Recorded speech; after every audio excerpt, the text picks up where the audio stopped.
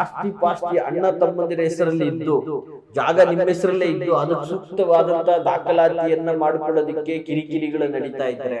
ವ್ಯಕ್ತ ಹೆಣ್ಣು ಮಕ್ಕಳಿಂದ ಕಿರಿಕಿರಿ, ನಮಗೆ ಆ ಜಾಗ ಬರಬೇಕು, ನಮಗೂ ಪಾಲ್ ಬರಬೇಕು, ಕುಟುಂಬಗಳ ಕಲಹಗಳಾಗಿ ತುಂಬಾ ಸಂಕಷ್ಟಗಳಾಗಿ ಕೋರ್ಟ್ ಮೆಟ್ಲೆಲ್ಲ ಹತ್ತಿಬಿಟ್ಟಿರ್ತಕ್ಕಂಥದ್ದು. ಮಂಗಳವಾರದ ದಿನ ಭಸ್ಮವನ್ನು ತೆಗೆದುಕೊಂಡು ಇಡೀ ಜಾಗದಲ್ಲೆಲ್ಲ ಅದನ್ನ ಬಿಸಾಡಿ ನಿಮ್ಮ ಜಾಗ ಜಮೀನು ನಿಮ್ಮ ಪಾಲಿಗೆ ಸಿಗ್ತದೆ.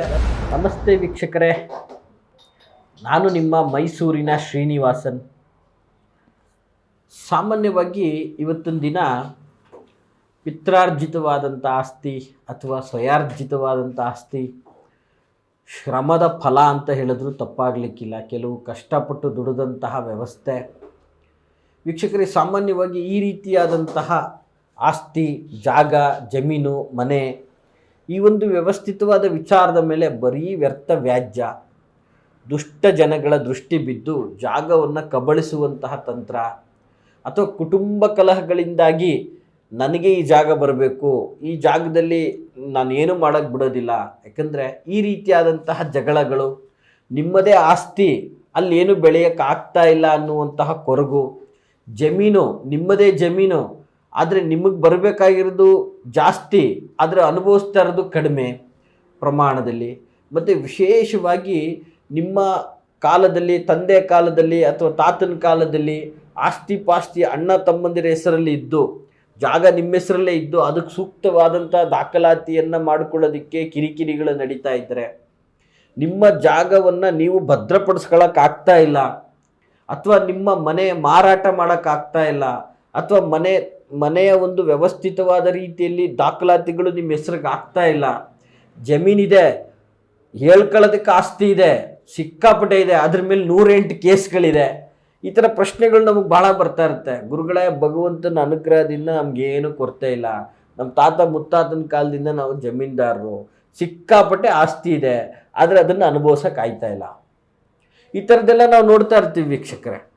ಹೀಗೆ ಅದಲ್ಲದೆ ಏನಾಗ್ತದೆ, ವ್ಯರ್ಥ ಹೆಣ್ಣು ಮಕ್ಕಳಿಂದ ಕಿರಿಕಿರಿ, ನಮಗೆ ಆ ಜಾಗ ಬರಬೇಕು, ನಮಗೂ ಪಾಲು ಬರಬೇಕು, ಈ ಒಂದು ಆಸ್ತಿ ವಿಲೇವಾರಿ ವಿಚಾರದಲ್ಲಿ ಕುಟುಂಬಗಳ ಕಲಹಗಳಾಗಿ ತುಂಬ ಸಂಕಷ್ಟಗಳಾಗಿ ಕೋರ್ಟ್ ಮೆಟ್ಲೆಲ್ಲ ಹತ್ತಿಬಿಟ್ಟಿರ್ತಕ್ಕಂಥದ್ದು. ಜೊತೆಗೆ ಕೆಲವೊಂದು ಬಾರಿ ಏನಾಗ್ತದೆ, ಆ ಜಾಗ ನಮಗೆ ಸಿಗಬೇಕು ಅಂಥೇಳಿ ಆ ಜಾಗದ ಮೇಲೆ ಕೆಲವು ವಾಮಾಚಾರ ಮಾಟ ಮಂತ್ರಗಳನ್ನೆಲ್ಲ ಮಾಡಿರ್ತಾರೆ. ಸೊ ಇದರಿಂದಾಗಿ ಆ ಜಾಗದಲ್ಲಿ ಉತ್ತಮವಾದಂಥ ಬೆಳೆ ಇಳುವರಿನೇ ಕಾಣೋಕ್ಕೆ ಸಾಧ್ಯವಾಗ್ತಾ ಇರಲಿಲ್ಲ. ಆ ಜಾಗದಲ್ಲಿ ಯಾವುದೇ ಹೈನುಗಾರಿಕೆಗಳು ಮಾಡಿ ಏನೇ ಮಾಡಿದ್ರು ಪಶು ಪಕ್ಷಿಗಳೆಲ್ಲ ಸಾಯ್ತಾ ಇರ್ತವೆ. ಜೊತೆಗೆ ವಿಶೇಷವಾಗಿ ಅಲ್ಲಿ ಆದಾಯ ಅನ್ನೋದೇ ಇರೋದಿಲ್ಲ, ಅದಕ್ಕೆ ಬರೀ ಖರ್ಚು ಮಾಡ್ತಾನೆ ಇರೋದಾಗ್ತದೆ ಹೊರತು ಕಡಿಮೆ ಅಂತೂ ಆಗ್ತಾ ಇರೋದಿಲ್ಲ. ಹೀಗೆಲ್ಲ ಸಮಸ್ಯೆಗಳು ಎದುರಾಗ್ತಾ ಇರ್ತದೆ. ನೋಡಿ, ಸಾಮಾನ್ಯವಾಗಿ ನಾನು ನಿಮಗೆ ಕೇಳ್ಕೊಳ್ಳುವಂಥ ವಿಚಾರ ಇಷ್ಟೇ, ಇವತ್ತೊಂದು ದಿನ ಈ ಜಾಗ ಜಮೀನು ಅಥವಾ ನಿಮ್ಮ ಒಂದು ಪೂರ್ವಾರ್ಜಿತವಾದಂಥ ಆಸ್ತಿ, ಇದರ ಸಂಪೂರ್ಣವಾದಂತಹ ಆಧಿಪತ್ಯ ನೀವು ಪಡ್ಕೋಬೇಕು, ಆರ್ಥಿಕವಾಗಿ ಸದೃಢರಾಗಬೇಕು, ಅಭಿವೃದ್ಧಿಯನ್ನು ಕಾಣಬೇಕು, ಜೊತೆಗೆ ಅದರ ಫಲ ನೀವು ಅನುಭವಿಸ್ಬೇಕು. ಮುಂದೆ ನಿಮ್ಮ ಮಕ್ಕಳ ಕಾಲಕ್ಕೆ ನಾವು ಅನುಭವಿಸ್ತಾ ಇರುವಂಥ ತೊಂದರೆಗಳು ಅವ್ರು ಅನುಭವಿಸ್ಬಾರ್ದು. ನಮ್ಗೆ ಇಷ್ಟು ಬರಬೇಕಿತ್ತು, ನಮ್ಮ ದೊಡ್ಡಪ್ಪ ಮೋಸ ಮಾಡ್ಬಿಟ್ಟ, ನಮ್ಮ ಚಿಕ್ಕಪ್ಪ ಮೋಸ ಮಾಡ್ಬಿಟ್ಟ, ನಮ್ಮ ಅಣ್ಣದಿರು ನಮಗೆ ಕೊಡಬೇಕಾಗಿರೋದು ಕೊಡಲಿಲ್ಲ, ಈ ಥರದ ಒಂದು ತಂಟೆ ತಕರಾರುಗಳು ನಿಮ್ಮ ಮುಂದಿನ ಪೀಳಿಗೆಗೆ ಹೋಗಬಾರ್ದು, ಇಲ್ಲಿಗೆ ಅಂತಿಮ ಆಗಬೇಕು ಅನ್ನುವುದಾದರೆ ದಯಮಾಡಿ ಈ ಒಂದು ತಂತ್ರವನ್ನು ಮಾಡಿ. ಬಹಳ ಸುಲಭವಾದಂಥ ತಂತ್ರ. ಯಾಕಂದರೆ ಈ ಒಂದು ವಿಷಯಕ್ಕೆ ಸಂಬಂಧಪಟ್ಟಾಗಿ ಈ ಹಿಂದೆ ನಾವು ಭಾಳಷ್ಟು ಮಾಹಿತಿಗಳನ್ನು ತಿಳಿಸಿದ್ದೀವಿ. ಬಟ್ ಇದೇ ಅಂತಿಮವಾಗಿರೋದಿಲ್ಲ. ಯಾಕಂದರೆ ಯಾವಾಗಲೂ ಕೂಡ ವ್ಯಕ್ತಿಗತವಾಗಿ ಬಂದಾಗ ಪರಿಹಾರಗಳು ಭಿನ್ನ ಭಿನ್ನವಾಗಿರ್ತದೆ. ಸಾರ್ವಜನಿಕವಾಗಿ ಕೊಡ್ತಕ್ಕಂತಹ ಪರಿಹಾರಗಳು ಸಾರ್ವತ್ರಿಕವಾಗಿಯೂ ಸದಾ ನಂಬಿಕೆ ಇಟ್ಟು ಮಾಡಿದಾಗ ಫಲವನ್ನು ಕೊಡ್ತಕ್ಕಂಥದ್ದಾಗಿರ್ತದೆ. ಮತ್ತು ವಿಶೇಷವಾಗಿ ಇವತ್ತು ಜಾಗ ನಿಮ್ಮದು, ಫಲ ಇನ್ನೊಬ್ಬರು ಅನುಭವಿಸ್ತಾ ಇದೆ, ಅದನ್ನು ಪೊಸಿಷನ್ ಬೇರೆಯವರು ಅಕ್ವೈರ್ ಮಾಡ್ಕೊಂಡಿರುವಂಥದ್ದು, ಅದನ್ನು ಹೋಗಿ ಸಮರ್ಪಕವಾಗಿ ಕೇಳೋಕ್ಕಾಗ್ತಾ ಇಲ್ಲ, ಪಡ್ಕೊಳ್ಳೋಕ್ಕಾಗ್ತಾ ಇಲ್ಲ, ನಾನಾ ವಿಧದಲ್ಲೂ ಕೂಡ ತೊಂದರೆಗಳು ಕೊಡ್ತಾ ಇದ್ದಾರೆ ನಮಗೆ.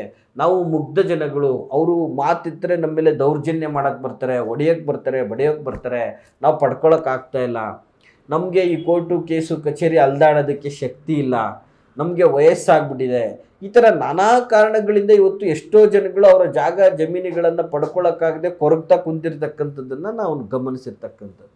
ಇಂತಹ ಒಂದು ವ್ಯವಸ್ಥೆಯಲ್ಲಿ ಇದನ್ನು ನಿಮ್ಮ ಒಂದು ಆಸ್ತಿ ಅಂತಸ್ತು ಮೇಲೆ ಆಗಿರೋ ವಾಮಾಚಾರ ಮಾಟ ಮಂತ್ರ ಪ್ರಯೋಗ ನಾಶ ಆಗಬೇಕು, ನಿಮಗೆ ದಾಖಲಾತಿ ಸರಿಯಾಗಬೇಕು, ಯಾವುದೇ ಕಾನೂನಾತ್ಮಕ ಹೋರಾಟಗಳಿದ್ದರೂ ಕೂಡ ನ್ಯಾಯಬದ್ಧವಾಗಿ ನಿಮ್ಮ ಪಾಲಿಗೆ ಬರಬೇಕಾಗಿರೋದು ಬಂದು ತಲುಪಬೇಕು, ದಾಖಲಾತಿಗಳನ್ನು ನೀವು ಸ್ಥಿರವಾಗಿ ಮಾಡ್ಕೋಬೇಕು ಅನ್ನೋದಾದರೆ ದಯವಿಟ್ಟು ಈ ಒಂದು ತಂತ್ರವನ್ನು ಮಾಡಿ. ತಂತ್ರ ಸ್ವರೂಪ ಬಹಳ ಅಂದರೆ ಬಹಳ ಸರಳ ಸುಲಭವಾದಂಥದ್ದಾಗಿರ್ತದೆ ವೀಕ್ಷಕರೇ.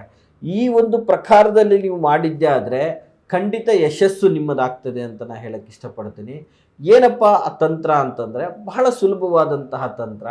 ಯಾವುದಾದ್ರೂ ಮಂಗಳವಾರದ ದಿನ, ಇಂತಹ ದಿನನೇ ಅಂತಲ್ಲ, ಆದರೆ ಮಂಗಳವಾರದ ದಿನ, ಇಂತಹ ತಿಂಗಳಲ್ಲೇ ಹೋಗಬೇಕು ಅಂತಲ್ಲ, ಯಾವುದಾದ್ರೂ ಮಂಗಳವಾರದ ದಿನ, ಆ ದಿನ ನಿಮ್ಮ ಆಸ್ತಿ ಅಥವಾ ನಿಮ್ಮ ಒಂದು ಜಮೀನು ಅಥವಾ ನಿಮ್ಮ ಒಂದು ಸೈಟು ಇಂಥದ್ದೇನೋ ಒಂದು ಸಮಸ್ಯೆಯಲ್ಲಿ ಸಿಗಾಕೊಂಡಿದೆ ಅಂತ ಅಂದಾಗ ಆ ಜಾಗಕ್ಕೆ ಹೋಗಿ ಆ ಜಾಗದ ಮಧ್ಯಭಾಗದಲ್ಲಿ, ಅಂದರೆ ಬ್ರಹ್ಮಸ್ಥಾನ ಅಂತ ಹೇಳ್ತೀವಿ, ಆ ಜಾಗದಲ್ಲಿ ವಿಶೇಷವಾಗಿ ಸ್ವಲ್ಪ ಕರ್ಪೂರ ಹಾಗೂ ಸ್ವಲ್ಪ ಲವಂಗ ಹಾಗೆ ಸ್ವಲ್ಪ ಬಿಳಿ ಸಾಸಿವೆಯನ್ನು ಹಾಕಿ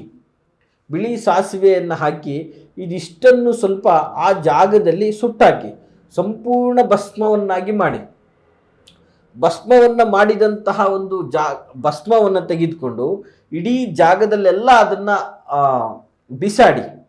ಈ ರೀತಿಯಾಗಿ ಮಂಗಳವಾರದ ದಿನ ಮಾಡಿ. ಇಷ್ಟೇ ಮಾಡಬೇಕಾಗಿರೋದು. ಈ 3 ಪದಾರ್ಥಗಳನ್ನು ಸುಟ್ಟು ಅಲ್ಲಿ ಆ ಜಾಗಕ್ಕೆ ಆಗಿರುವಂತಹ ದರಿದ್ರ ವಿಮೋಚನೆಯಾಗಿ ಅದಕ್ಕೆ ಯಾವುದೂ ತೊಂದರೆ ಬರದಿರೋ ಥರ ಒಳ್ಳೇದು ಮಾಡಪ್ಪ ಭಗವಂತ ಅಂತ ಪ್ರಾರ್ಥನೆ ಮಾಡಿಕೊಂಡು ಈ ಒಂದು ತಂತ್ರವನ್ನು ಮಾಡಿ ಸಾಕು. ನಿಮ್ಮ ಜಾಗ ಜಮೀನು ನಿಮ್ಮ ಪಾಲಿಗೆ ಸಿಗ್ತದೆ. ಅದರಲ್ಲಿ ಆಗ್ತಾ ಇರ್ತಕ್ಕಂತಹ ಕಿರಿಕಿರಿಗಳು ನಾಶ ಆಗ್ತದೆ. ಪ್ರತಿಯೊಂದು ಕಾರ್ಯದಲ್ಲೂ ಯಶಸ್ಸು ನಿಮಗೆ ಸಿಗ್ತದೆ. ಅಭಿವೃದ್ಧಿಯನ್ನು ನೀವು ಕಾಣ್ಬೋದು ಅಂತ ಹೇಳ್ತಾ, ಎಲ್ಲರೂ ಕೂಡ ಈ ಒಂದು ಮಾಹಿತಿನ ದಯವಿಟ್ಟು ಯಾರ್ಯಾರು ಜಮೀನು ಜಾಗ ವಿಚಾರಗಳಿಗೆ ತೊಂದರೆಯನ್ನು ಅನುಭವಿಸ್ಕೊಂಡು ಕಿರಿಕಿರಿ ಮಾಡ್ತಾ ಇದ್ದಾರೆ ಅವ್ರಿಗೆಲ್ಲ ತಪ್ಪದೆ ಈ ಒಂದು ವಿಡಿಯೋನ ನೀವು ಶೇರ್ ಮಾಡಿ. ಹಾಗೆ ಈ ಮಾಹಿತಿ ತಮಗೆಲ್ಲ ಇಷ್ಟವಾಗಿದ್ದಲ್ಲಿ ಲೈಕ್ ಮಾಡಿ. ಜೊತೆಗೆ ನೀವು ಈ ಒಂದು ಜಾಗ ಜಮೀನು ಈ ಒಂದು ವಿಷಯದಲ್ಲಿ ತುಂಬ ಸಂಕಷ್ಟ ಆಗ್ತಾ ಇದೆ, ನಿಮ್ಮ ಪಾಲಿಗೆ ಬರ್ತಾ ಇಲ್ಲ, ಕೊಡೋದಕ್ಕೆ ನಾನಾ ರೀತಿ ತೊಂದರೆಗಳನ್ನು ಮಾಡ್ತಾ ಇದ್ದಾರೆ ಅಂದರೆ ಮುಕ್ತವಾಗಿ ಮಾತಾಡಲಿಕ್ಕೆ ವಿಡಿಯೋದಲ್ಲಿ ಕಾಣ್ತಾ ಇರತಕ್ಕಂತಹ ಸಂಖ್ಯೆಗೆ ಕರೆ ಮಾಡಿ. ನಮ್ಮನ್ನು ನೇರವಾಗಿಯೂ ಸಹ ಬಂದು ಭೇಟಿ ಆಗ್ಬೋದು. ನಮ್ಮನ್ನು ಭೇಟಿ ಆಗಲಿಕ್ಕೆ ಮೈಸೂರು ವಿಜಯನಗರ KD ಸರ್ಕಲ್ ಇಲ್ಲಿ ನಮ್ಮ ಒಂದು ಕಚೇರಿ ಇರ್ತಕ್ಕಂಥದ್ದು. ಹಾಗೆ ನಿಮ್ಮ ಜಮೀನಿನಲ್ಲಿ ಆಗಿರ್ತಕ್ಕಂತಹ ತೊಂದರೆಗಳನ್ನು ನೇರವಾಗಿ ಬಂದು ಪರಿಶೀಲನೆ ಮಾಡುವಂತಹ ವ್ಯವಸ್ಥೆಯೂ ಕೂಡ ಇರ್ತಕ್ಕಂಥದ್ದು. ಈ ಮೈಸೂರಿನ ಭಾಗದಲ್ಲಿ ಸುತ್ತಮುತ್ತಲಿನಲ್ಲಿ ಎಲ್ಲೇ ಇದ್ದರೂ ಕೂಡ ಬಂದು ನೋಡುವಂತಹ ವ್ಯವಸ್ಥೆ ಇರ್ತಕ್ಕಂಥದ್ದು. ಎಲ್ಲರಿಗೂ ಒಳ್ಳೆಯದಾಗಲಿ. ಈ ಮಾಹಿತಿನ ಹೆಚ್ಚಿನ ಸಂಖ್ಯೆಯಲ್ಲಿ ಶೇರ್ ಮಾಡಿ ಅಂತ ಕೇಳಕ್ಕೆ ಇಷ್ಟಪಡ್ತೀನಿ. ಎಲ್ರಿಗೂ ಶುಭವಾಗಲಿ. ನಮಸ್ಕಾರ.